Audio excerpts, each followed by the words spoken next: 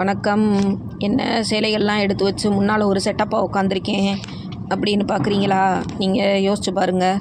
என்னடா திடீர்னு மாவு விற்கிறேண்டுது, திடீர்னு மசால் பொடி விற்கிறேண்டுது, இப்போ சேலைகள்லாம் எடுத்து வச்சு முன்னால் உட்காந்துருக்கு அப்படின்னு யோசிச்சு பார்க்குறீங்க. என்னுடைய நீண்ட நாள் ஆசை, கனவு, லட்சியம் எல்லாமே இன்றைக்கி நிறைவேறிடுச்சு. என்னுடைய நீண்ட நாள் ஆசை என்ன அப்படின்னு பார்த்தீங்கன்னா, சின்னதாக ஒரு பிஸ்னஸ் ஏதாவது நம்ம தொடங்குவோம் அப்படின்னு நான் யோசிச்சுக்கிட்டே இருப்பேன். அதற்கான ஸ்டெப்பும் நான் எடுப்பேன்.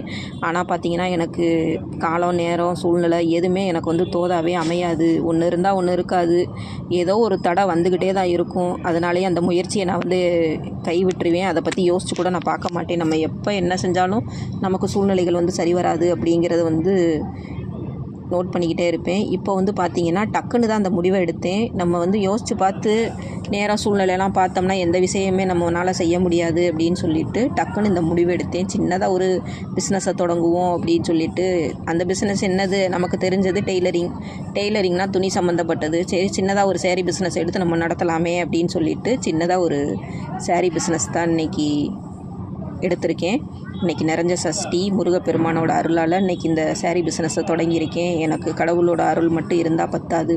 உங்களுடைய ஆதரவு எனக்கு கண்டிப்பாக வேணும். நீங்கள் எனக்கு நிறையா சப்போர்ட் பண்ணால் தான் என்னாலையும் ஏதாவது சாதிக்க முடியும் அப்படிங்கிறத நானும் நிரூபிக்க முடியும். இதுக்கு நீங்கள் எனக்கு நிறையா சப்போர்ட் பண்ணுவீங்க அப்படின்னு நான் நம்புகிறேன்.